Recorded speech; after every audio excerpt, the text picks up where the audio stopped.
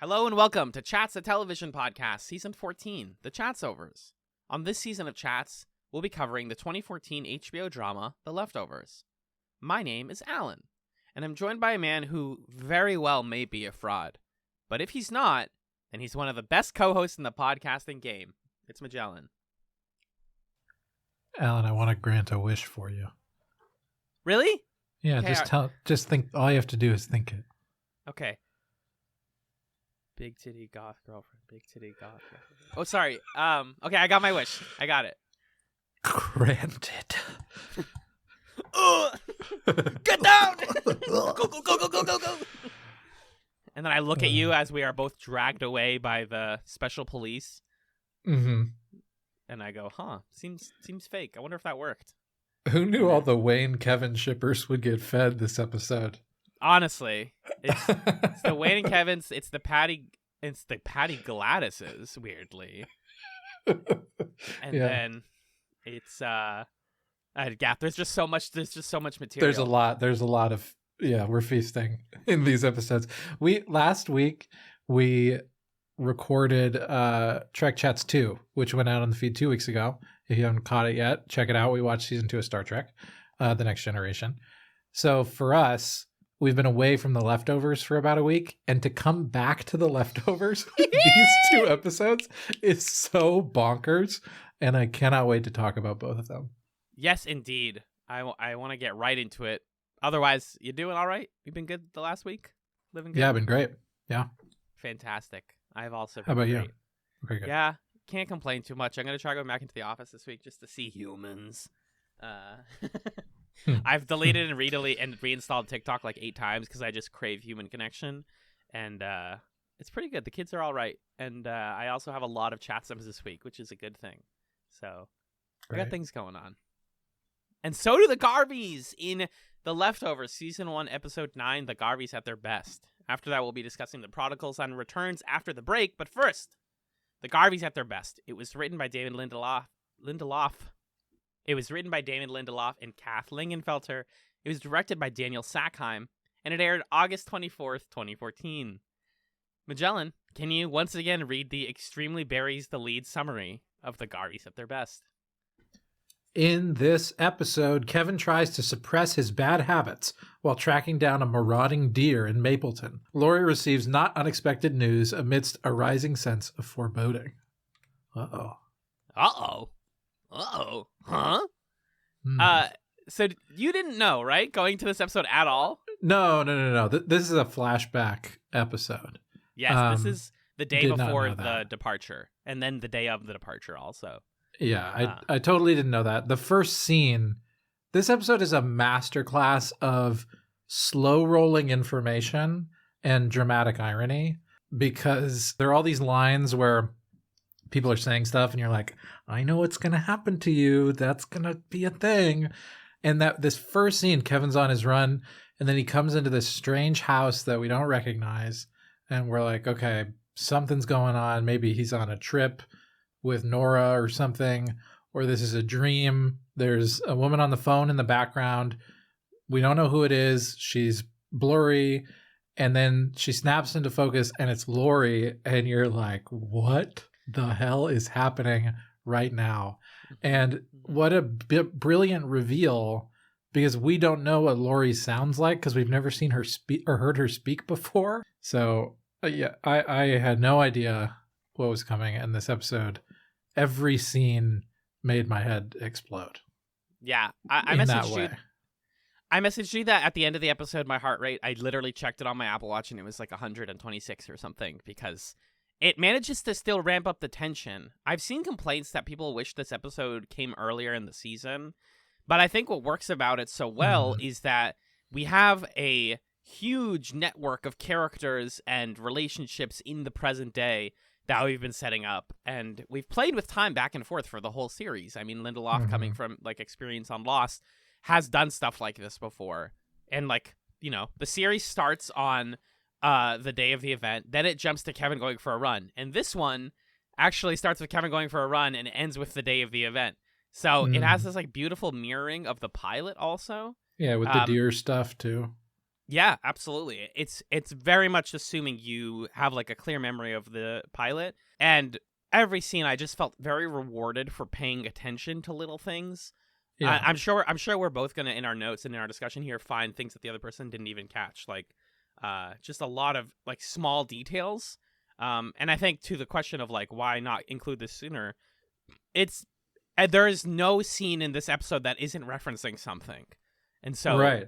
Yeah, you wouldn't get this episode if it came earlier in the season. Yeah, and you wouldn't believe that some of the like in the like you said, the dramatic irony of it is what you need to believe in for this episode to work. And I also think it's just perfectly positioned in the season because like terrifying wild stuff happened in the last 2 episodes with Kevin's dad and then with Patty's death, and episode 10 wild stuff happens. And so to have this episode that is like a kind of eye of the hurricane moment a little bit, the way that the season's pacing ends up going as a result of that, I think makes the finale hit harder. I think it reminds us of what's at stake for everybody, so that when we go into the finale, we understand their conflicts, we understand when those episodes resolve, and like we get to a new normal, what that new normal means. I think narratively and emotionally, this is the only place this episode could go. I guess if what you care about is like, well, what was Laurie's job before she was in the Guilty Remnant? I gotta know. Like, you would put this earlier, but those are the only sorts of demands that I could imagine being arguments in the favor of moving this. I also think that some people don't buy into the Garveys as much as we have so far. And I still don't fully like Kevin's arc, to be honest with you. I still like have my issues with it, especially in episode 10. That's but right. I like it enough that I can trust the showrunners to say, hey, just give it a sec. I promise you that this will pay off in some meaningful ways later. And so far it has. It truly has. And I feel like, this episode becomes the like it like drains the last of the air out of this season. And lays episode 10 as this like sagging husk at the end of like, oh God, what is left amongst the ashes? As Nora says in her letter later in episode 10, also like, I'm amongst the ruins of a dead society. Trying to convince myself I'm not. And so episode 9 lets us see what does that society look like before the event happens. And so let's talk about it. Let's see the Garveys and whether or not they truly are at their best. So Kevin is still going on runs back in the day. He's listening to Jody Reynolds, and he's hiding secrets from Laurie right away. The dude is just, I like that Kevin is fundamentally still the exact same person. He's just surrounded by a different scenario in the present versus in this episode. Because in the past, like, he's lying to Laurie about smoking cigarettes. He's not very nice to his daughter. He has a strained relationship with Tom. He's not the like ideal dad. This is not what the irony of the title is, that the Garveys were not really doing amazing before the departure. They just were able to hide their tragedy better and not lay it all out on the table like they constantly have to in the present. Yeah. Yeah, it's an episode that puts on display like we understand everybody post-departure is yearning for, not everybody, but there are many of the characters we've been following, Kevin and Nora, especially Jill, I think, as well, have been yearning for a sense of normalcy that they felt before. And we abstractly understand, like, yeah, it's nice for things to feel normal and consistent. But, even when we lead normal, consistent lives, there are things that bother us or that we don't appreciate about them. And this episode is really a study of like, when you have all the things you need and all the things you would miss if you didn't have them, what gets in your way, or what are you worried about, or what are you wishing was different? And everybody to some extent is discontented with their lives. Nora certainly is. Kevin certainly is. Laurie is. Jill actually seems pretty happy. She seems good.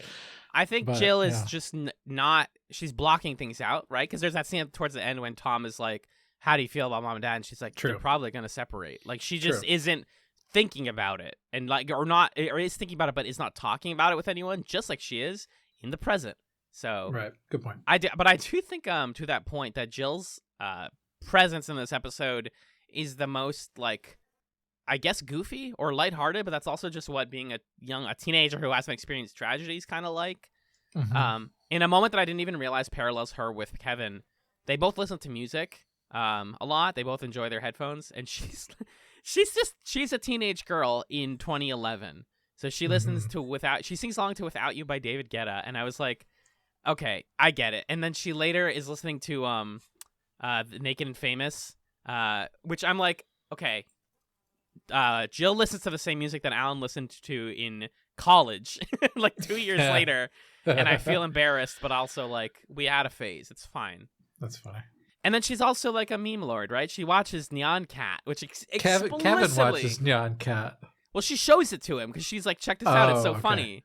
Yeah. She shows it to him in the car, and she's like, it's a cat with a Pop-Tart, and it's so like goofy, but it's so 2011 in the right way, and the show handles it with a weird amount of gravitas where Kevin's like, why don't I understand this? Why isn't this funny to me? Am I deficient? That shot I loved that moment so much. Oh my God. Yeah. It works again. One of those things. It works of, like, really well. The leftovers only works for you if you let it. Kevin, like, genuinely being distressed that he doesn't understand the humor of Nyan Cat is amazing. Because there's nothing to get. Just like with like everything else in his life, there's nothing to get. It's exactly what's in front of you. Yeah. And as he says to Tom later, sometimes you just have to pretend. Sometimes you just have to pretend Nyan Cat is funny. It was never that funny. The song is just catchy and the image is cute. That's all it is. But back to Kevin for a bit. Yeah, we did get to see Laurie. Hearing Amy Brenneman was wild. She has a much higher voice than I expected.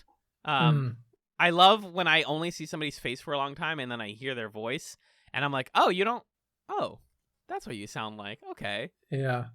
Because it makes you wonder, like, how did I form an idea of what they sounded like? Like, what did I base that on? Yeah. I had this moment with that K-pop dance group I followed, the Hush Crew, or Hush Crew, because they always lip sync to the songs. So I always assume that they speak Korean, and B, that they like sound like the singers that they're lip syncing. And then I watched one of them on TikTok, and I was like, "Who is this? Oh, that's your voice. That's like your whole ass talking. Weird." But yeah, Laurie is a therapist, and just continuing the string of like ridiculous twists back to back to back. Patty is one of her big patients. Oh my God. When that happened, I exclaimed. That's the only way I can describe it. I think what all of the cameos serve in this episode, that really helps the finale also, is it finally convinces us that Mapleton is not that big of a town. And like, it's like kind of Twin Peaksy in a way, where everybody knows each other. Definitely. Like, for me, it was when they see, when she's like going to adopt the dog and she sees Gladys there, and I was like, dog, seriously? Gladys? Come on. I know. And then Nora drives by the woman who's Sammy's mom in the pilot, and I was like, okay, everyone knows each other. Everyone knows each other. Oh, yeah. Oh, that's who that was. Yeah, where she like looks at her. That's literally her driving to the moment because. Oh, stop it! No. She's like, she's like screaming on the phone, like, can you? Yeah, I'm telling you, dude. No, there's a lot of those. There's a lot of those in this episode for sure. But yeah, so we can tell that Laurie and Kevin's relationship is already strained. I didn't even get the significance of the Listerine and hand sanitizer at first because I've never lived with someone who smokes a lot of cigarettes.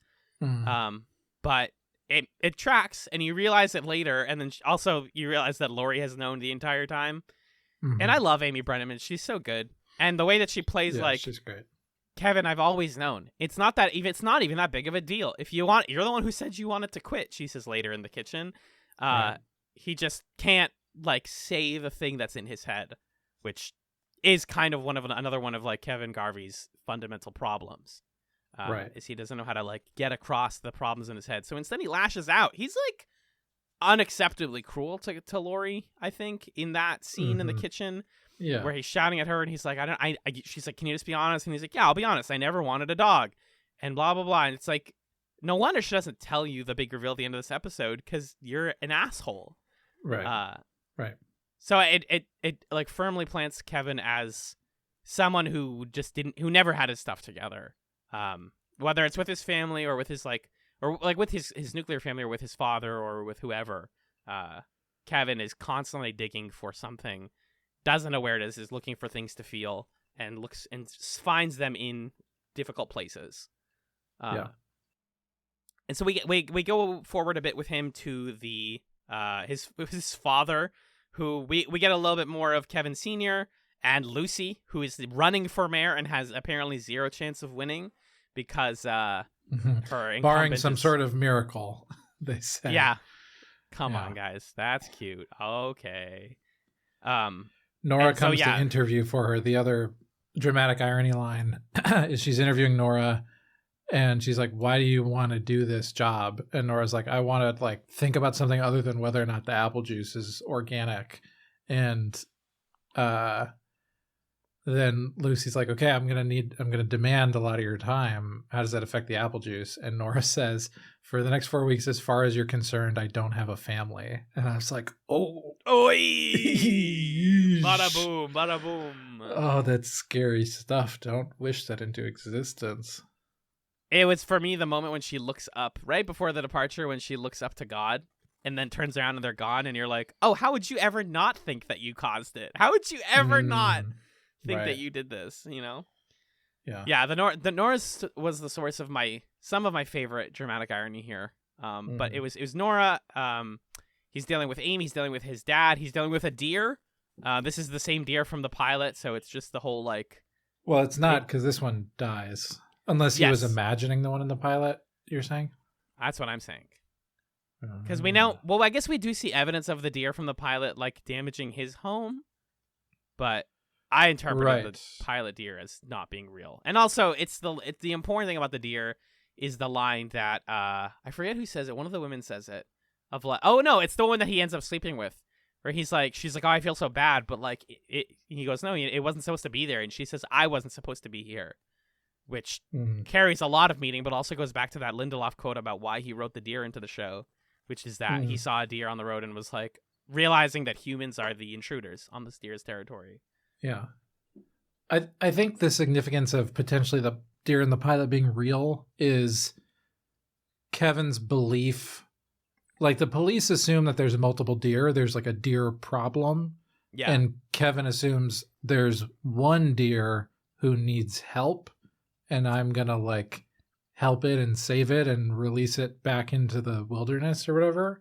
Yeah. And the pilot, it being another deer, explains why he was so sort of frozen when he saw it, because it's this challenge to his worldview that is established here of like, okay, maybe there is like a wider problem than I was willing to accept there was, or, you know what I mean?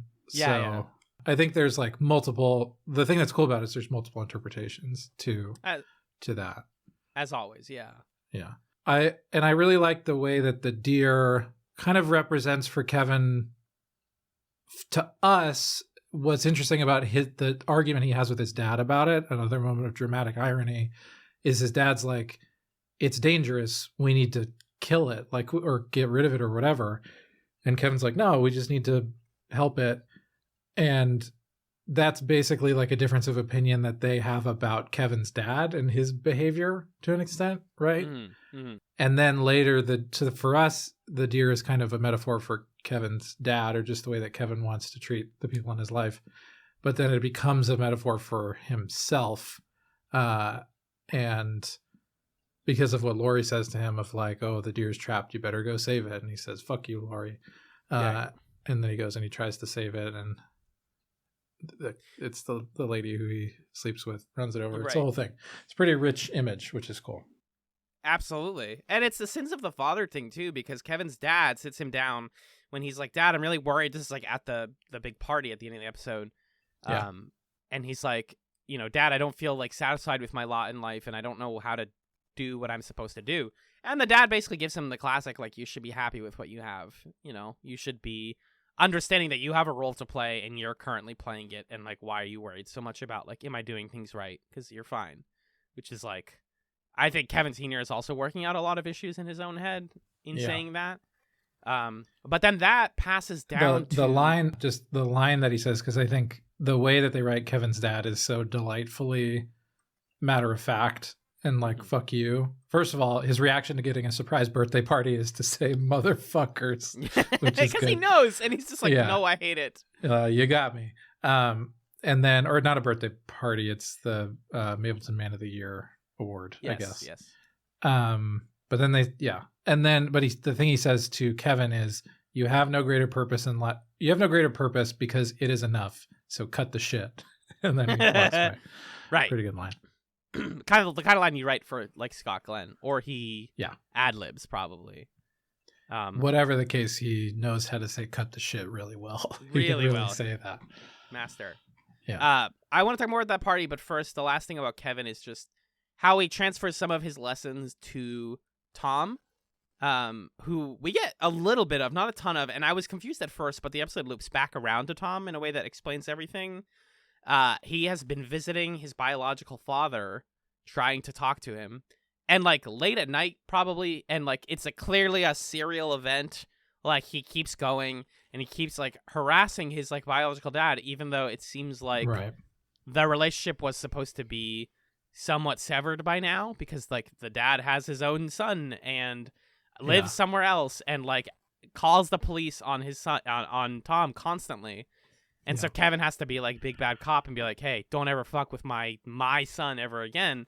And you think like, is this a cult thing? Was like Tom getting into cult stuff before the departure? Mm-hmm. But what makes it sad is that you're like, no, he just doesn't feel like Kevin is doing it for him. Like Kevin is not like being the father that he needs, and he's like, can I please have my own father? Maybe. I think what he says about it is like he can't just pretend like things are okay.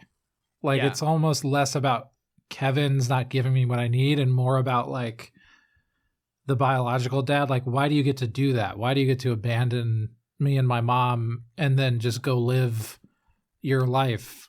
Like, what are you even fair? That's not fair. How are you able to do that? I think Tom's like having trouble parsing that or understanding how he feels about that and wants some sort of closure that he isn't going to get. But like, I think there's actually a really touching exchange between him and Kevin in the car right after that, where Kevin's like, basically like, fuck that guy. I'm your dad. Like, I'm here for you. And Tom's like, yeah, I know. So I thought their relationship was sweet, even though Kevin's teaching him pretty bad lessons of like, yeah, go beat the shit out of the guy and then pretend like you're fine, which is what's getting him into trouble. It gets him into trouble in the present too, always. But no, and it's getting Tom into trouble in the present too. Exactly. But also in the present, we understand more about why Tom is so obsessed with like being a full family unit, and what he really wants is to like for a while at least, like, can I just have this life with Christine? I'm ready to do it. I'll commit to being a dad because I had this like complicated parental situation, and I want Wayne's child to have a normal parental situation. Yeah, that eagerness to like save people makes a lot of sense here. The Garvey family. The mom's a therapist, the dad's a cop. Everybody's a savior in some way. Yeah. But yeah, I think you make a good point about the two of them. I meant less in the sense that Kevin is not fulfilling him, and more that like Kevin is not giving him the advice that he ultimately will need, which is like you need to let yourself feel your feelings. But I'm kind of viewing this from a wider lens of like 9 and 10, so to speak. Yeah, I think Kevin's like demonstrating, I love you and I'm going to stick up for you, which is good, and teaches Tom that lesson of like stick up for people. But also, like you're saying, Kevin is not particularly emotionally intelligent. Right. So, yeah. And it's funny that in this version of the story, Kevin's not the mayor, he's a cop, but Lori is, this is also an invention of the show, like a pretty successful therapist. And so she's seeing What was she in the book? I didn't get a chance to see, but I know that there's like there's a section of the Leftovers wiki where every episode they do like difference from book to show.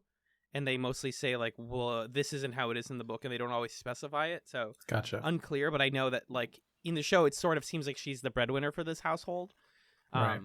And so when she's seeing Patty, you get this you get this like interesting exchange where Patty is like, I'm the way I am because I know something bad is coming and I don't want to ignore it. Laurie keeps seeing this. Is it that she receives the quote on like a letter, or is it like a painting in her office or something? The foot feels the foot when it feels the ground. It's like a mindfulness quote a day calendar on her desk kind of thing, and that's like the quote of the day. Yeah. I've meant to look up that quote. I think it's been like misquoted to Buddha, but it's actually not like a Buddhist quote. Ernest Wood's Zen Dictionary is where it's from, actually. Ernest Wood. So yeah, the foot feels the foot when it feels the ground, and she's thinking about that, and Patty's telling her like, you have this pain inside of you too, and she's like, no, I'm not. I'm completely normal. What do you mean the world is ending? I don't have secret anxieties about that. Yeah. Which, like, as Laurie has this like an episode long mystery about like, okay, what's eating up at her? Why does she want a dog so badly? Why does she want like, what was that phone call that she had? What's going on? Yeah. She's missing appointments. Like, you keep that in the back of your pocket so that the final scene where we learn that she's pregnant or was pregnant hits much, much harder because you've been thinking about it the whole time.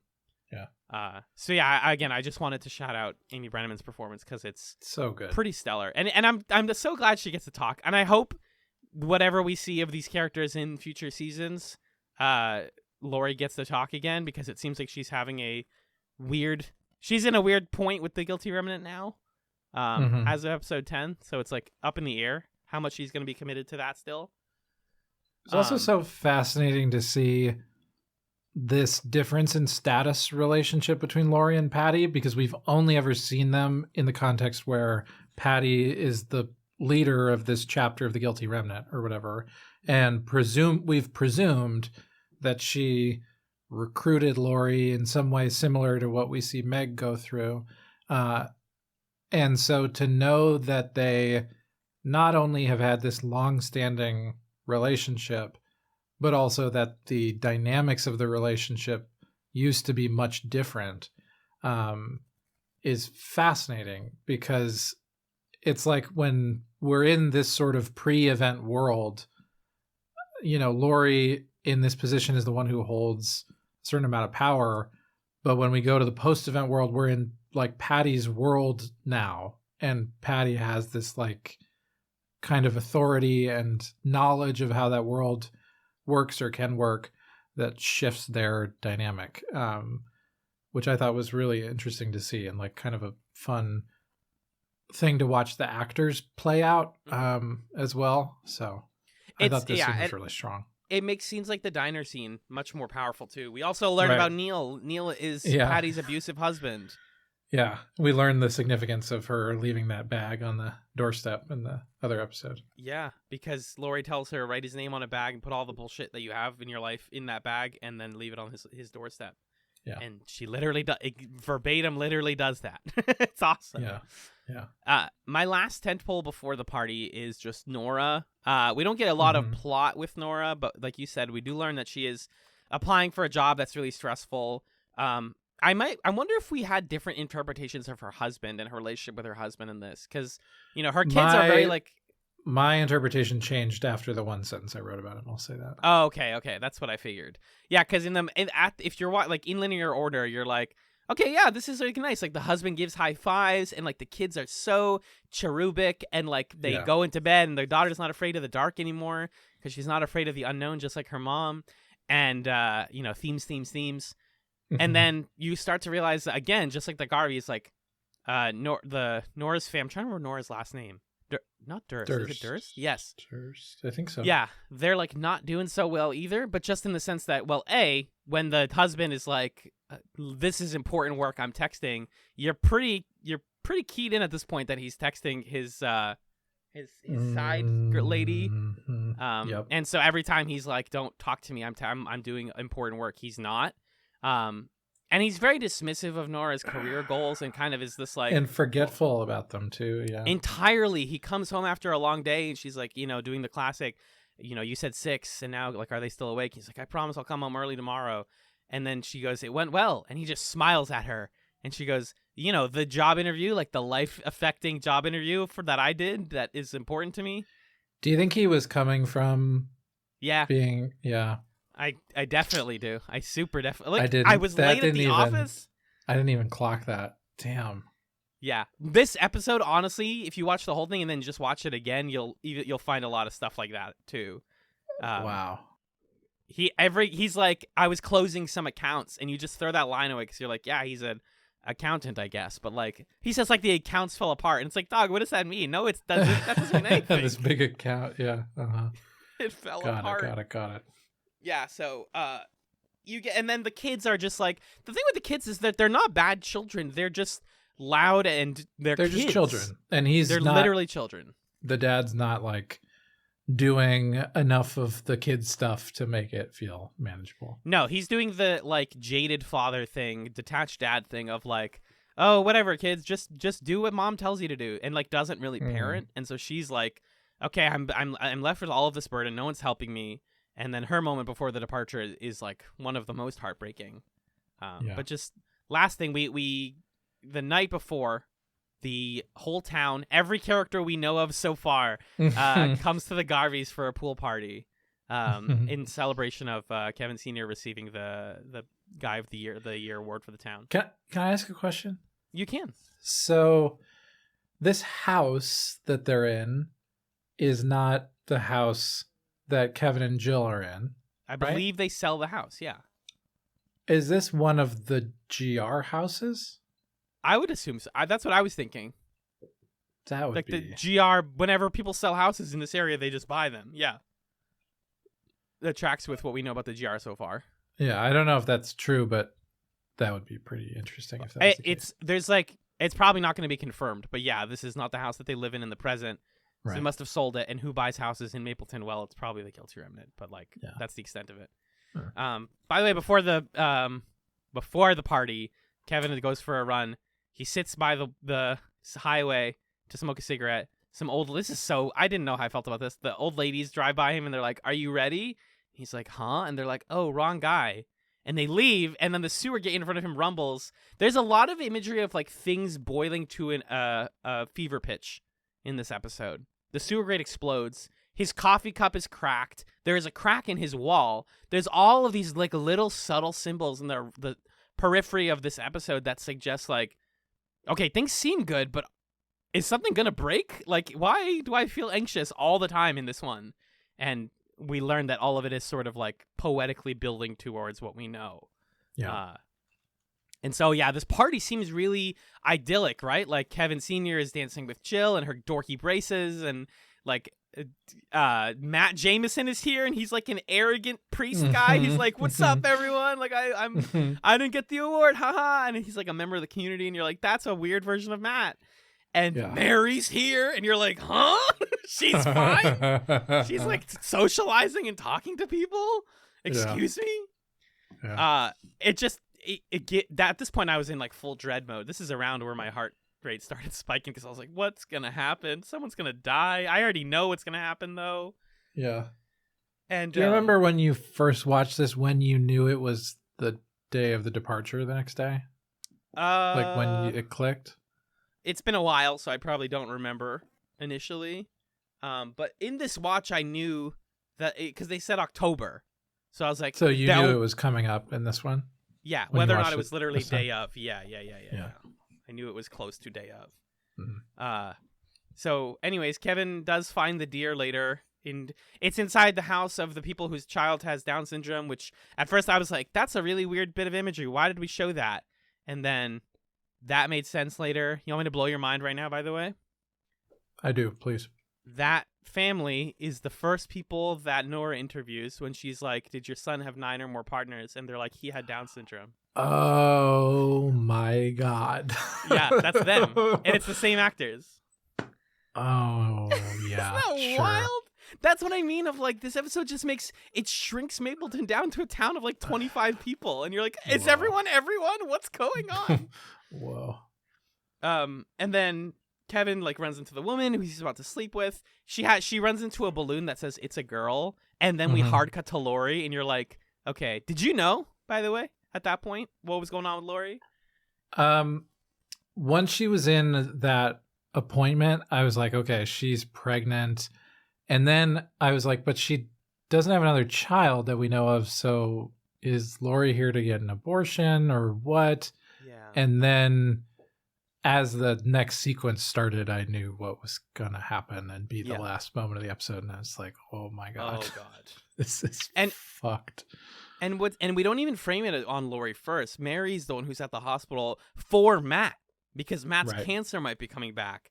Right. And he like comes out and he's like, I'm cancer free. And he says, and I quote, let's get drunk. And then Mary's like, you get drunk, I'll drive. Which, fuck. That's why she gets in the accident. That's too much. That's simply too much. Simply too much. Kevin is like talking to the woman and does the whole like, it didn't belong here. Well, neither did I. She asks him if he's a good guy. I wanted to scream through the TV. I know he's not. Why do you think he's a good guy? Don't do this. You're going to ruin everything. Lori gets an ultrasound. At this point, you realize why she was there. She doesn't have cancer or anything. She has a whole baby. And then it happens. And we get this like slow advancement of every character right up until the very moment, right? Tom and Jill are at a science fair. And she's not super thrilled about it because she's worried about her parents. But one of the teachers asks if they want to complete a circuit together, which is a beautiful bit of imagery because it's all of these students holding hands around I think it's an electrode or something. Yeah. To like create light. And you know it. Like as soon as you're watching, you're like, I know what's going to happen. And yet I'm still going to get messed up by it. And I know exactly what's going to happen. I didn't know it was going to happen. When I saw that, I was like, wow, what a beautiful metaphor for like the power of human connection when we can just like link hands and make it work. And this, I wrote in my notes, like this episode is all about like what makes it so hard to maintain that one person pulls away and it's gone. And then it is that though. It is that. But then the episode like did me one better and made the event happen. And that's the reason that the circuit breaks. And you're like, oh my God, stop it. The leftovers. I'm emotional right now. The instant it happens and you see the light turn off, you see Tom's face, then you see Jill's face, and the looks of horror and like slow motion horror are profound. Profound, dude. TV doesn't get better than this. With performance, with directing, with everything. Lori is looking at her child and is like, okay, maybe there is hope in this world. Maybe my marriage can come together with this beautiful child. Do you want to see your baby? Do you want me to go get something for you? She looks away and we don't even see the ultrasound, but we know what happened. The baby done disappeared out of her stomach. Yeah. This is a weird, obviously this is like a with all the talk of like abortion and stuff that you were saying with Lori and also in our real world, it's like, what happens when like you just lose the child and you didn't get to choose the loss of the child? It's this like absolute tragedy that shakes us to our core and it's enough because this episode has to hit this hard, right? We have so many like dramatic, histrionic things that these characters do in the present that we need things like this to happen to make those things make sense. Yeah, and I think what it does is it gives us this really powerful moment of empathy for Lori because up until this point, like we didn't know why Lori joined the Guilty Remnant, right? We just we start the show from Kevin's perspective, and from his perspective, it's like one day my wife decided she didn't want to be my wife anymore and went to the Guilty Remnant. Like, is it because I slept with somebody or I was a bad guy or whatever? Right. And it's like, dude, you're missing a vital piece of information that explains why she feels so strongly about not forgetting, which is that she was going to have a child who now doesn't like exist. And like how abstract and raw that is like really difficult to fathom and helps us to understand why she's so committed to like what the Guilty Remnant is all about, which is we are going to remember what happened. So yeah, I think, there's obviously a lot of conversation happening about choice and abortion and things like that in our country, and folks should donate to Planned Parenthood and stuff like that. and it's like an odd thing to talk about, but I think it's a really powerful thing, a really powerful reason to like have Lori go on the path that she goes on as someone who's going to choose to have the kid, from what I understand. Right. Well, yeah, that's what we understand. Yeah. Yeah. So it hits, man. I'm telling you. And then like Nora looks away from the family for a sec and they're gone. It's the moment where she's like, oh, God. And here's another bit of, like, I picked up on something kind of subtle. Nora's daughter spills orange juice on her phone, which short-circuits her phone. Nora Durst in the present doesn't have a cell phone because she didn't want to replace the cell phone that her daughter ruined. That's why they're like, I called you at your house and left a voicemail. Damn. And you're like, that's kind of, out of touch with the modern times. Because she chose not to get another phone. So Nora is like permanently locked into that moment and can't escape it again. And Lori, Nora and Lori are both the two characters who are like, yeah, that's all I'm gonna think about for the rest of my life. Yep, that's it. That's a permanent trauma. And imagine like just Tom and Jill in that one moment where like maybe everything will be okay. You're watching Jill's childhood shatter, basically, of like this is how we get from listens to like EDM music and wears braces and is a cute dork to like the angsty teen that we get in the present. That's the transformative moment. So I wrote in my notes that this episode felt like looking at a photo album from 2019, which hit like when I wrote that, it kind of like made a lot of this make sense and why it was so emotionally affecting, because looking at the past can be so painful when there are things that you just can't do anymore or can't remember anymore. Right. And yeah, that was it. That was the sort of like thought that I mean, this is thematically easily one of my favorites.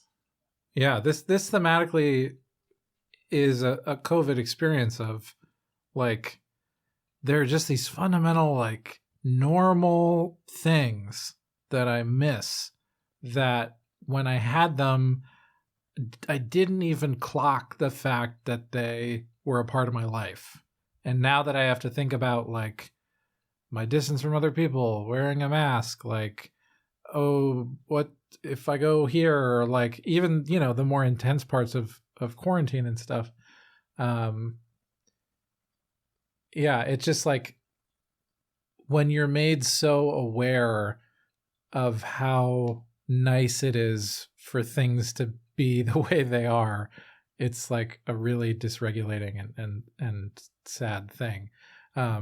So to me, this episode felt like one of the most resonant with like the COVID experience that we've seen in a while, because so many of the episodes up to this point have been like, you're gonna like get the psychic magic and all this shit's gonna happen to you. I'm dead. It's like, okay, cool. The next episode features an interaction with a ghost, like right, and a spiritual healer. Yeah, but this episode nails that, exactly what you're saying. That feeling of like, if we could go back to February 2020, what would that feel like and look like, and what were we complaining about that now we would be like, come on, this is great. Why are you complaining? Yeah. Yeah. I should have taken that flight. I should have gone to DC in 2020. I've been thinking about that one a lot lately too. It's just, oh God. I mean, February 2020, we were at a video game convention. You know what I mean? Like, yeah. And it felt weird then, but we didn't know the extent. We didn't know the extent. Yeah. So, yeah, the Garveys at their best. Were they at their best? Probably not. or I guess maybe they were, and it's just that their best wasn't that good. Or they weren't aware that they were at their best, right? Yeah. Is the thing of it. Yeah. But we've talked a lot about this one. Do you have any stray notes before we jump into the finale? Let me check. No. Nope. All right. We hit them all. Well, let's dive into it. We'll be right back after this brief musical break to discuss the season finale of The Leftovers Season 1, The Prodigal Son Returns.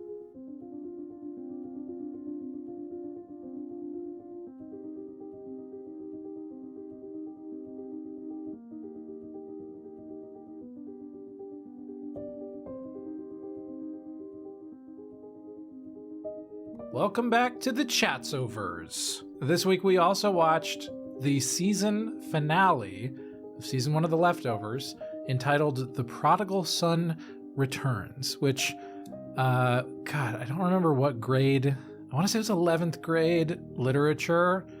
My teacher made a point of explaining that the word prodigal doesn't just mean like they're coming back. It was like some biblical story where there are like two sons, and prodigal means like you're like there's one son who went off and like did all this gambling and carousing and whatever, and the other son who's like a good boy. And when the prodigal son returns, the dad's like, "Oh my gosh, you're back. That's so great." And the good boy's like, "What the hell? Why is this guy getting all this praise for like coming back? He was being a bad boy." And like the point of the story is like you gotta sometimes like you celebrate people coming back to being good or something. But the word prodigal doesn't just mean like you're back. The cool thing to be excited about, yeah. Or it's ironic if it is that, yeah. Prodigal means somebody that spends a lot of money recklessly. Yeah, that's what it means. Like, oh, you're the son who was going and spending a lot of money, and now you're back. Right. Yeah. Anyway, but The Prodigal Son Returns. It was written by Damon Lindelof, directed by Mimi Leder, aired on September 7th, 2014. Alan, what happened in the season finale of season 1 of The Leftovers? Quite a lot. In this episode, Matt helps Kevin through his crisis, and Patty continues to haunt the two of them. The guilty remnant executes their plan, causing chaos and grief throughout the city as they leave corpses, or not corpses, but mannequins of all of the departed exactly in the place where they were departed. And finally, Tom is left in a difficult situation with Wayne's baby as Christine escapes, leaving the baby in a rest stop bathroom with Tom alone with a child in the middle of nowhere. Yeah. So, wow. I love this finale.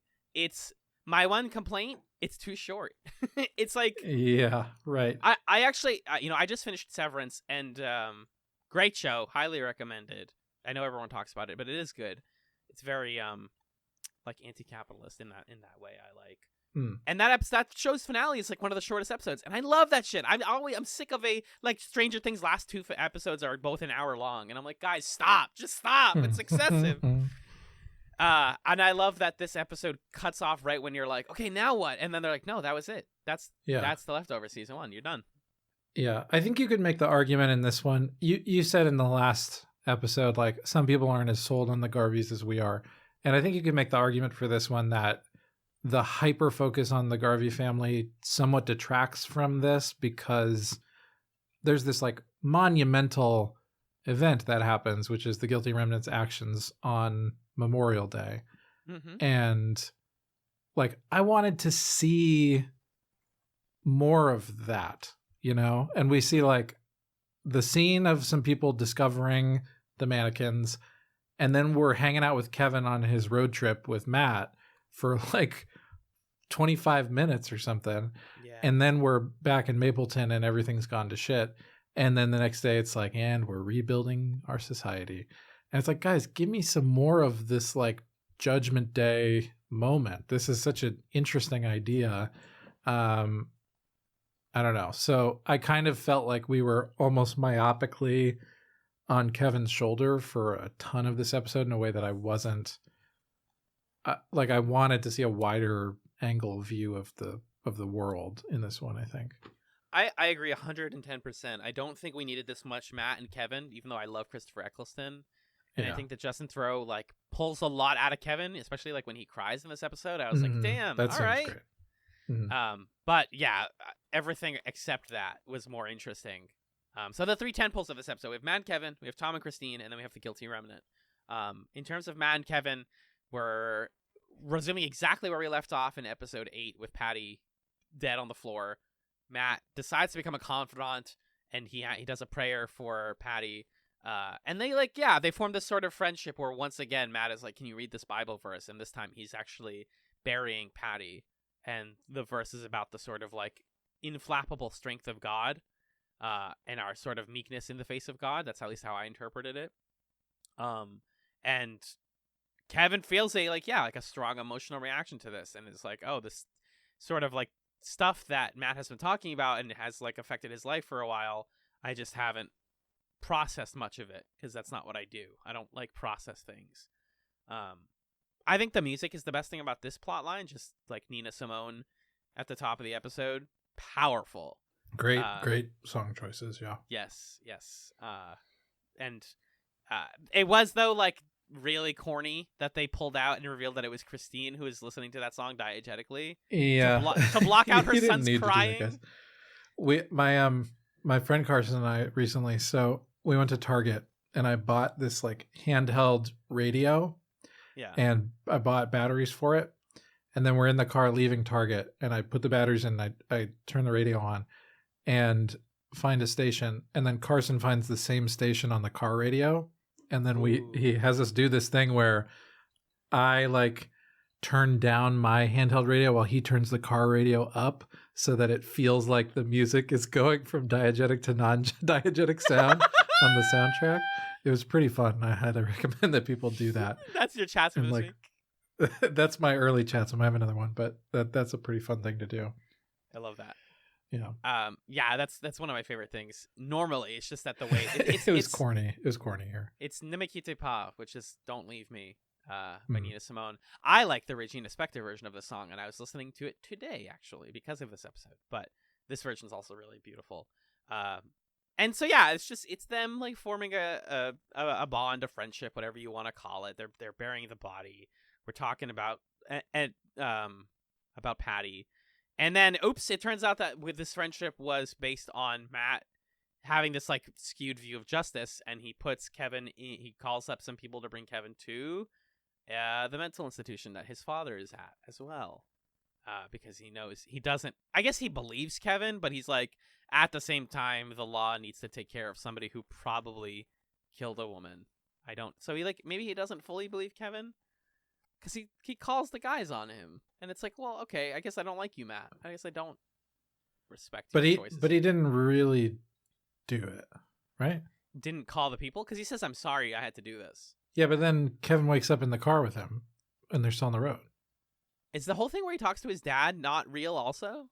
I think that's all a dream, yeah. All of that? Damn. I think so. I'll keep this in just for the sake of if anyone else was confused, you can know that I was also confused about the reality here. The thing that was like, I was kind of like, about is when you think it's real and Kevin's in there for a while and then he gets the National Geographic issue goes under the door and a note from his dad in all caps that says, what does the note say? I wrote this down. Stop fucking talking to yourself and they'll let you watch TV. And it's, it's from his dad because of the word fucking in there. Yeah. So there's that. He goes, talks to his dad. And then Patty comes out. His dad's like, don't fucking turn around. He turns around. Patty's there. Like a sexy moment with Patty and Kevin, which is fun. Little flirty. And I was kind of intrigued by this idea of like, I'm not loving this. Maybe there's supernatural stuff going on. It's not my most favorite thing, but I was intrigued by this idea that like Kevin now is on a plane of perception, the same as his dad, and they can both see Patty. But then the episode's like, nah, the whole thing was a dream. So I don't know. Who knows? They're still trying to keep it close to the vest, I guess. Yeah. We're not made super clear, but what we do know is that Kevin is like tapping into the sort of the voices that his father is hearing a little bit more, and isn't entirely like past that, even if it's not like he's not literally encountering her as his dad and seeing Patty's ghost. It does make me get more Ann Dowd though, which is fantastic. She's not off the show just yet. Always a good way. This is Nurse Roberts walked so that Patty could run. In terms of this feels very. I hope she just keeps haunting him because she's so good. Yeah. And they could just do a what was that show that we watched for Pilot Chats? HBO. The whole family. 6 Feet Under. Yep. They could just do a dad in 6 Feet Under thing with Patty. That would be awesome. Right. Yeah. I would like that. Speaking of subtle details, if that is a vision or a hallucination, Kevin Sr. in that is watching Perfect Strangers, just like Kevin saw Amy was in his house. I think it might even be the same episode. So that would actually lend credence to what you were saying, which is like he was remembering TV shows. I see. Or the creators of the show really like Perfect Strangers. It's fine. It's one of those like 80s sitcoms I never watched. Yeah, so I don't have much about Kevin here. He does stumble upon Wayne, though, which is bananas. He like reveals to Matt all this stuff about him. And I do like, by the way, the part where he tells everything like, oh, I was cheating on my wife during the departure. And Matt goes, oh, shit. Like, I didn't think I'd ever hear Christopher Eccleston say, well, shit, but I'm really, really glad I did. It's kind of a weird, like, bro-y moment where he's like, whoa, tell me more. What? You were with her when it happened? Whoa. It's Sex? like, Matt, come on. Matt, come on. Go to church. Go to church, bud. Anyways, he eventually stumbles upon the holy Wayne in a bathroom stall. A man's bleeding in a bathroom stall like he's going to be able to die quietly in there. No one's going to notice. This is weird. Wayne says, I think I may be a fraud, but if I'm not, I can give you anything you want. And I'm like, is this finally going to be it? Is we finally going to see that Wayne is real? I assumed, we never hear what Kevin wished for. Like you're saying at the top, he's just like, don't say it, think it. I assumed that he wished for Tom to come back. And I thought Tom was going to come back because Tom would be the prodigal son. Or Kevin's the prodigal son. Or Kevin's the prodigal, yes. But then Aftech breaks in and they like finish off Wayne or let him just die there and then bag him up and take Kevin out. And they're like, hey, this guy's bad. I think that, go ahead. I assume that Kevin wished for his family to be back together. I think he wished for a family to be back together. I think the sort of like, maybe not monkey's paw, because it seems like it's going to be good. I mean, who knows? Maybe. There's 2 more seasons, so actually probably not. But I think he wished for his family to be back together. And like you're saying, by the end of the episode, we have a family, and it's not the one we expected. We're at the Garvey household, and it's 4 characters, but not the 4 we thought were going to be hanging out together. Yeah. So,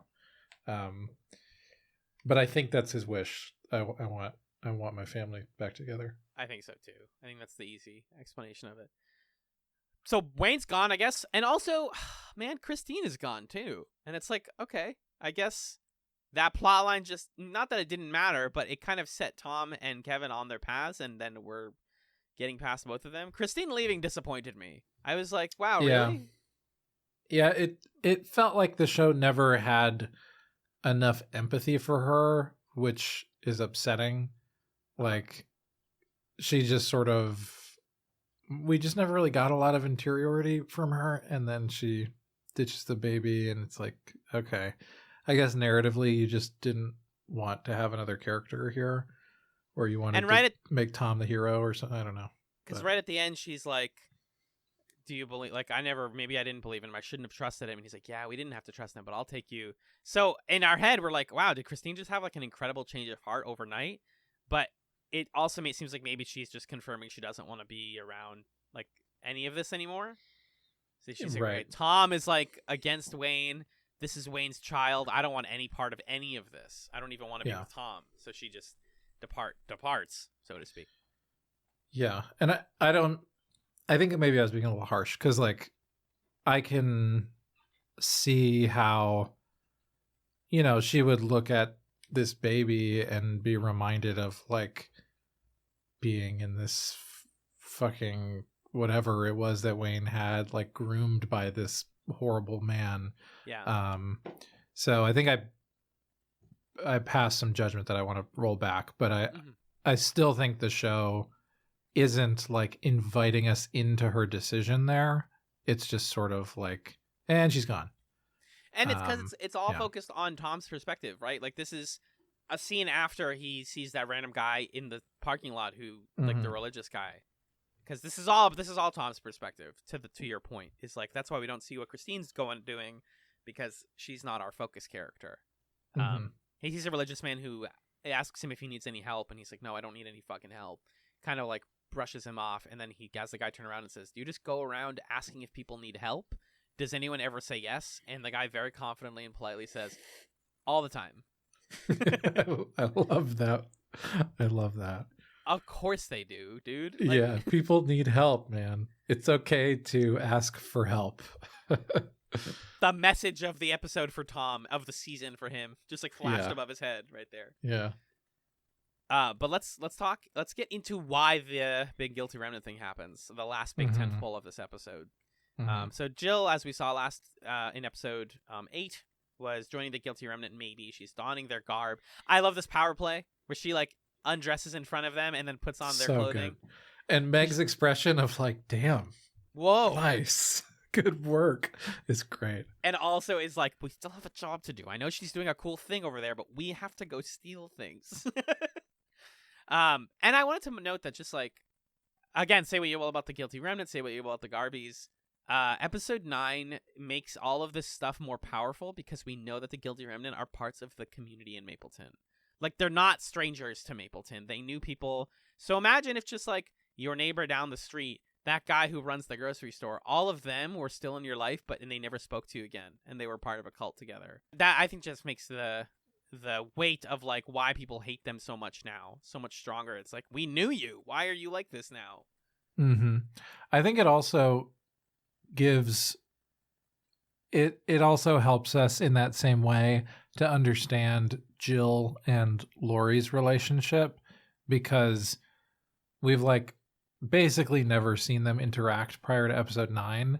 And then in episode 9, Laurie's like, man, I'm the worst mother. And Jill's like, no, you're not. You're the best mother. I love you. Best mom ever. And you're like, oh, no. They were like super close and loved each other so much. I've never seen that before. And then we cut to the interactions that they're having here in the GR house, and we understand the weight behind what Laurie is expressing, how she's wanting Jill to leave because she knows what's about to happen, that Jill's putting herself at risk.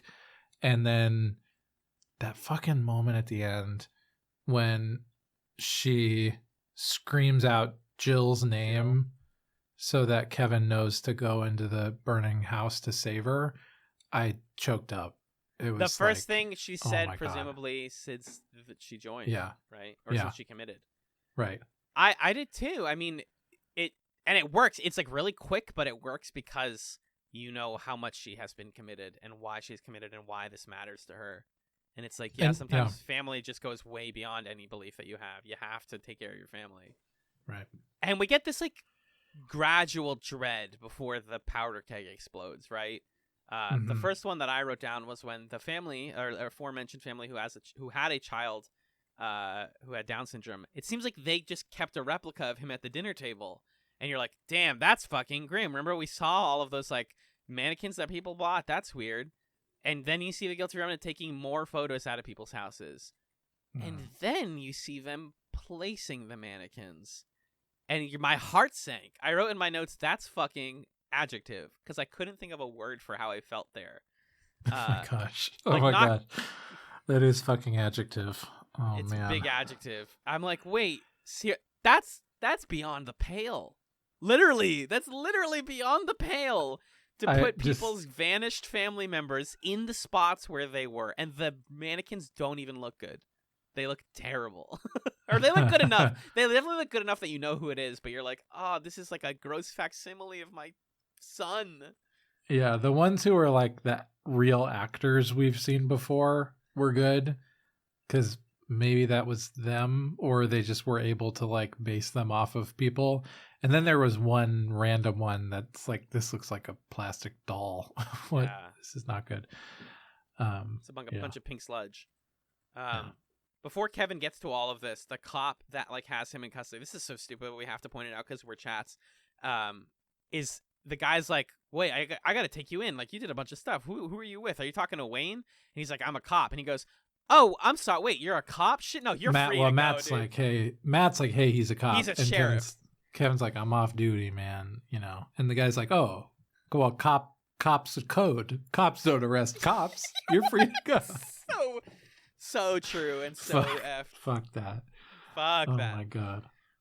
And then everything pops, right? right back to the pilot. The mother of Sammy is the first person to fire a shot. She got a gun and she's shooting people. That was her again? Why can I not recognize this woman? And she's there. That's Sammy's mom.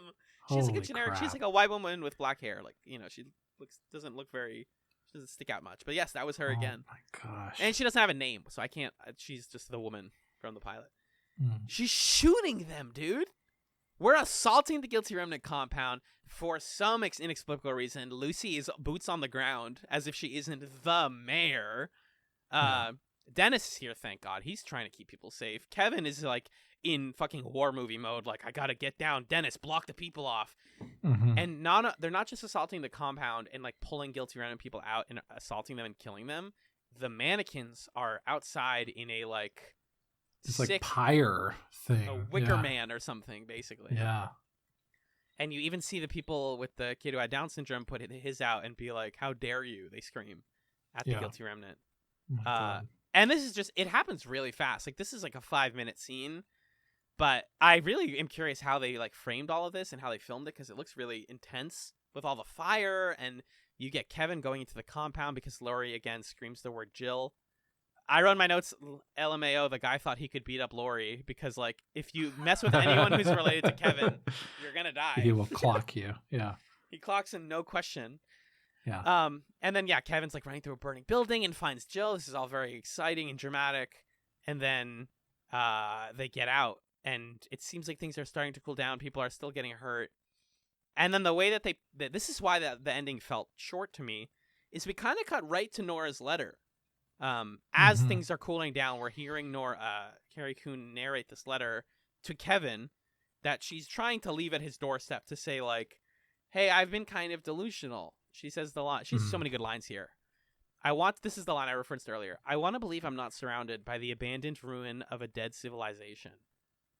Which is, first of all, a mood, unfortunately. And second of all, is Nora's character in a nutshell. And she says, you know, I'm too afraid to die, or I'm not able to die. I'm not powerful enough. But I keep living because I don't want to forget. And we learned that she actually kept her wax mannequin children and her wax husband to look at and be mad at for being a cheating piece of crap. But she tucks the wax children in at night and says, I'm beyond repair. And maybe we're all beyond repair. As Laurie walks through Mapleton now, seemingly divorced from the Guilty Remnant in some way, because she doesn't go back to find anyone. She's alone. She finds Tom. So good. That was incredible. And so we end on the Garvey family, in a way, all reuniting, because Tom meets up with his mom, which means that Tom is back in Mapleton. Kevin holds hands with Jill. The dog is back. That was awesome. It's like they formed the white picket fence nuclear family, but it's just in a fucked up way. Like, we got the dog, we have the son and daughter, and we have the wife. They're just not together. Yeah. And Nora drops off a letter. She actually finds, lo and behold, Wayne's baby was left on the doorstep. So Tom came to Mapleton, dropped the baby off at his parents' house, and then left. And so now you get I this... wonder why Tom did that, but we'll see, I guess. Yeah, that's going to be a seed to be planted now. I just love the imagery here at the finale of, like, it's Nora, Jill, and Kevin, and Wayne's baby. And you're like, I guess this is a family. I guess Kevin got his wish. Yeah. And it's like, so the sequence is so great because as Nora's writing the letter, you're like, oh, maybe the Wayne hug didn't work. Like, she still has all this pain and stuff. Right. But then the Wayne wish is working. It's happening right in front of your eyes. And so you're like, is this stuff real or is it not real? I love that the show never solidified that and never like firmly answered that, because in episode 2 we saw that, like, the government thinks he's a fraud, and I made a point to say in that episode, like, this is what the detectives are saying, is like, he's a fraud and he's XYZ. And, like, yeah, we understand how predators like him exist, how cult leaders come to exist, but there's just that shadow of a doubt, just enough to be like, well, but everything did work, unfortunately. Right. So the Garveys are left in the ruins of a dead civilization, separated from each other in a really fucked up way. What's going to happen next? Yeah. So The Leftovers season 1, we did it. Did you like it? Yeah, I mean, I think it does these like human stories of who are we, what am I feeling in the wake of this stuff better than like pretty much anything I've seen. I think there's also, you know, sort of like supernatural, why did the people disappear, that I know is what they want me to ask, and I do want to know, because when you ask a question like that, I can't help but want to know the answer, but it's not as much what I'm interested in. But, you know, it's some really good TV, some beautiful imagery and memorable moments, and yeah, it's great stuff. I think it's that's the thing, is you're left at the end of this episode going, okay, I guess every question I had was sort of answered. Is like, is the Garvey family going to get back together? Sort of, yeah, with an asterisk. What did the Guilty Remnant want? Well, we know as much as we needed to for the time, but they still have goals, longer term goals to make. They're not done yet. And so we're not left feeling with things unanswered, but there are 2 more seasons of this show. Right. And so you're like, there's mysteries I want to know. What mysteries are left to solve, you know? We were left. Yeah. I watched this season live, and I was left for almost a year going like, there are still mysteries. I still need to know the mysteries. And then The Leftover season 2 comes out. Yeah. What are you about to do to me? I'm going to show you the theme song to The Leftover season 2, which is about, in a way, solving all the mysteries. The year is 2015. If the theme song is Fix You by Coldplay, I'll scream. Ooh, I gotta close this, actually. That's awkward. That's very awkward. I will quit the podcast if it's Fix You by Coldplay. Okay, it's not Fix You by Coldplay. Okay, good. I'm going to show him, John, before I read the summaries of Season 2, Episodes 1 and 2, I'm going to show him the theme song, because this is what I saw before I knew anything about Season 2, was this theme song. So, again, folks, remember what the Season 1 theme song was. Religious imagery, pain, loss, the departure. What's the mystery of how did it happen, right? You're watching my stream? Okay, we're going to watch The Leftover Season 2, Episode 1, or not, the Season 2 opening credits. Okay. And I'll sync the audio up for folks. So 3, 2, 1, play.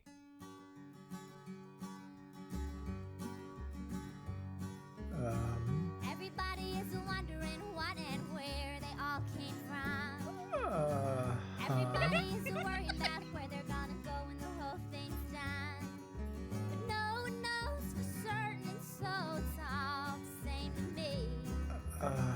Think out, yes, let the mystery be. Some say once gone, you're gone forever, and some say you're gonna come back. Some say you rest in the arms of the Savior who fits in the ways you lack. Some say that they're coming back in a garden where parents will sleep. Think out, yes, let the mystery be.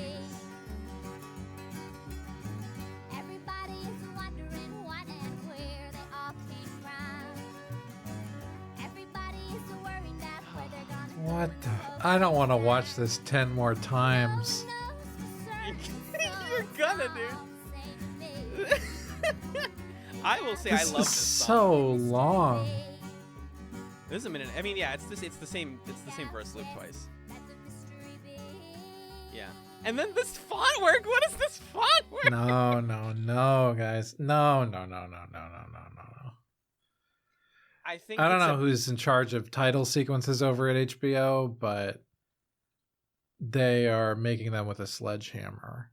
I think so. The song is "Let the Mystery Be" by Iris DeMont. She's a beautiful singer. It's from the '90s, classic folk song. That wasn't written for The Leftovers. No, but okay. I love the choice, because it's like such an explicit middle finger to the viewer who's like, come on, what about the mysteries? And they're like, yeah. Guys, season 2, we got you. And the theme song is like, no, stop asking. We're doing something else. This looks nothing. Yeah. This looks nothing like season 1. What is this show? So, okay. Keep that. That's what I went into season 2 feeling. Was like, what the fuck? What is this? What show is this? Right. I literally was like, am I watching the right show? If they didn't say like starring Justin Theroux and stuff, I was like, this isn't. You guys know what The Leftovers was, right? Yeah. So next week on the Chatzovers, we're actually going to be watching season 2. We're watching a different show. We're watching Chuck next week. Oh, thank God. Yeah, everything is... John, wake up.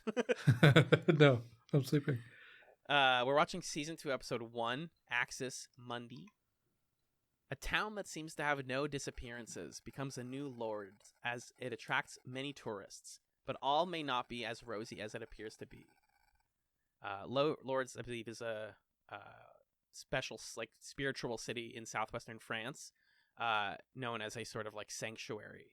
So we're changing settings for season 2, and things are going to happen. Oh, really? We're not going to be in Mapleton anymore? Not really.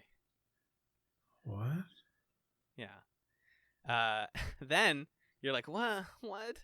Season 2, episode 2, A Matter of Geography. Kevin, Nora, and Jill try to pick up the pieces in the aftermath of the Mapleton riots. Nora makes an impulsive choice, and Kevin becomes entangled in another family's problems. So, 2 is where they're going to kind of smoosh the two storylines together. We're going to start with some parallel stuff and then get into Kevin and company. God. Okay. I love season 1. I appreciate what it was trying to do. I think it fumbles the bag in some interesting ways. I think season 2 is my favorite of the 2 for like, definitely. It's just they figured out what they wanted to do by this season. So keep that in mind. Okay. All right. I'm excited. I have no clue what. I'm gonna let the mystery be. I'm gonna let the mystery be. Little mystery be. It's gonna get stuck in your head. I like that song a lot. Anyways, let's take it to the plug zone. Let's do it. John, where can people find you on the podcast sphere? You can also listen to me on, well, we have 2 other chats-related feeds. We do? I don't say this much. These episodes will all come out on the main feed also, but we also have separate feeds for our every 3 months Trek Chats episodes. So if you have people you know who love Star Trek or want to get into it, and it's like, this podcast listen to chats, they do a bunch of other stuff too, and you just want to show them Trek Chats to get them hooked, there's that. Or if you want, I don't know, for whatever reason you want that feed, there's that. And then Should You Watch, our monthly show, also has its own feed, and they're called those things. So we're basically doing 3 podcasts, 4 if you count Patreon as a podcast. So there's a lot of stuff. And in addition to chat stuff, I also co-host a video game club podcast once a month with my friend Justin called Super Smash Echoes, where we play video games that are in some way related to the Super Smash Brothers franchise. Either they are the home games of characters in that brawl, that melee, that ultimate, or they are games inspired by those games. So Super Smash Echoes, it's a fun time. Check it out. Alan, what about you? My main other gig is what is it called? The Hunter's Quorum, which is a Monster Hunter podcast I host with my friends Casey and Six. We talk about the Monster Hunter video games, and we talk about the monsters in particular and why we find them interesting, cool, cute, weird, etc., repetitive, what have you. Monster Hunter Rise Sunbreak just came out, so if you're a Monster Hunter fan, we are going to be talking about that soon, and that sort of how it changes the meta of the Monster Hunter games and adds and reintroduces some old monsters to the new game. So that's my gaming show. I'm also the director of content at AMA Boston, American Marketing Association in Boston, and I primarily co-host their podcast Talking Marketing, which supposed to come out every 2 months. And I haven't published an episode for a while because we had some guests fall through. However, we have not 1, not 2, but 3+ episodes actually coming up very soon. I have like 2 prep calls in the next 2 weeks and then recordings after that. So Talking Marketing will be back sooner than later, and I'll plug those out when they are fully out. I can do our plugs for the pod. Take it away. If you would like to get a hold of us, our email address is chatspod@gmail.com, chatcpod@gmail.com. We're at Chatspod on Twitter. We're Chatspod on Reddit. We're on every podcast platform you can think of, and please rate us on those platforms if you think we are good or not. Just give us some feedback. Throw a review in there, throw a rating, Spotify, Apple Podcasts, what have you. Patreon.com. I'm going to try that again. Patreon.com/Chatspod is where you can support us financially and hear our other podcasts, like commentary chats where we watch movies and talk over them, or pilot chats where we watch pilots and talk about them, or Chats Nights where we talk over and about each other. Oh, a little thing there. We have different tiers at $1, $3, and $5 a month right now. We're putting out a couple episodes a month. We restructured our Patreon recently, so get in on the ground floor for the new for patreon.com/chatspod 3.0, if you will. And again, $1, $3, and $5 a month. 1 gets you a couple podcasts, gets you some stuff regularly. 3 gets you the ability to vote on things, and also the whole backlog, which we've been doing for now about 4 years. Wow. And $5 gets you thanked at the end of every main feed episode of Chats. So thank you this week to Arthur, Chloe, Jen, Kat, Lee, Magellan's mom, Marcus, Marin, Michael, Nick and Pat of the Brothers at Infinite War, Fendon, Six, and Stefan. Thank you all so very much for supporting Chats. We like to end by doing Chatsums, Munch. This is the thing that we recommend you every week between podcast episodes. Everybody gets to do 1 or 2 or more. It's great. Here they go. Magellan, what are your Chatsums for this week? Or is your Chatsum this week? So I meant for this to be my Chatsum last week, and then I forgot. I recently listened to an album that I really liked. I can't remember how I came across it. I think I was recommended a song on Spotify from this, and it's a rap album. I was listening to this one song, and I recognized the guy rapping, and I was like, but the guy I think this isn't a rapper. This sounds like the singer from Future Islands. And then I looked into it, and it was the singer from Future Islands. And the singer from Future Islands is a rapper, and he's been battle rapping in his home city of Baltimore for decades. This guy has a background in hip hop, and he has this side project called Hemlock Ernst. That's his hip hop name, his rap name. And the name of the album is called Back at the House. And it's sort of moody. It's moody and dark, but rich in the way that Future Island songs are. And it's indie rap. So if that sounds interesting to you, I would check it out. It's fun. Hemlock Ernst is Back at the House is my recommendation. If you don't know Future Islands and you want an introduction to them, you should watch the Seasons Waiting on You performance from David Letterman. Yeah, the Letterman performance. Oh my God. Samuel Herring is the lead singer's name, and that's my favorite performance of his and my favorite song of theirs. So yeah, and then Hemlock Ernst, from what I've heard, is really dope. So that's cool. I have a couple Chatsums. I haven't done multiples in a while, but I have a couple just hot button ones back to back. My first one is a new YouTube channel that I've recently been enjoying. It's Jesse OGN. That's all one word, JESSEOGN. He is I believe he's mixed race, but he lives in Japan, and he grew up speaking English and moved to Japan at a very young age, so he's very fluent. And he does your standard man on the street interview stuff. He actually has the same portable mic that I do, which I always find charming. And he specifically went viral for his "What Are You Listening To" videos. And so this is a really popular format on YouTube right now. I love it. I've probably chatted something like this before, but the "What Are You Listening To's" are usually people go on college campuses and ask strangers with AirPods in hey, what are you listening to? But him doing it in Japan means that you get to learn a lot of interesting what are people in other countries listening to? And they're just very well produced ones of those videos. And he's funny, and he manages to be very polite, because people, especially in Japan but around the world, are I don't know. I don't want to talk to a stranger that walks up to me with a microphone necessarily. But the reason my follow-up chats to Jesse OGN, is that there's this TikTok trend that I love, where people go up to a stranger and try to ask them or tell them something that's happening to them. And then the person has headphones in and goes, "Oh, I've always wanted to be in one of these. It's Usher." And then they sing a song. But it's so the one I watched that I love is this guy's in a parking lot, and he's got a bag of tennis balls, and he spills 30 tennis balls out of the thing. And the woman holding the camera is "Sir, your tennis balls." And he takes his headphone out and he goes, "Oh my God, I've always wanted to be in one of these. It's Without You by Usher." And then he does a coordinated minute-long dance to the song.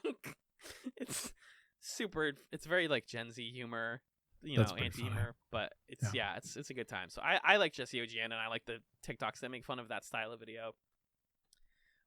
Speaking of Usher, if you haven't already seen it, please check out Usher's Tiny Desk concert. It's my new favorite Tiny Desk by a long shot. It's on YouTube. You can just watch it. It's so good. I forgot how good Usher is.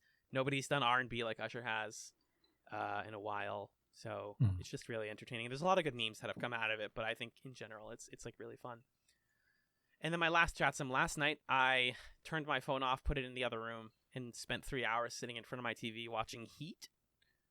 Not for the first time, but it's a fun film. It's so good, dude. It's so much better than I remembered.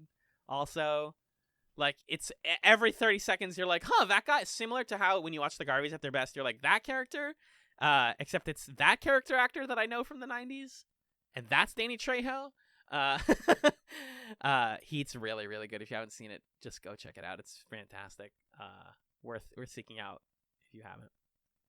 That's what we got, though, folks. So thank you to Magellan for being the Pop-Tart to my Nyan cat, holding me together and making people laugh with me. And thank you all very much for listening to the Chatsovers, where we watch so you remember.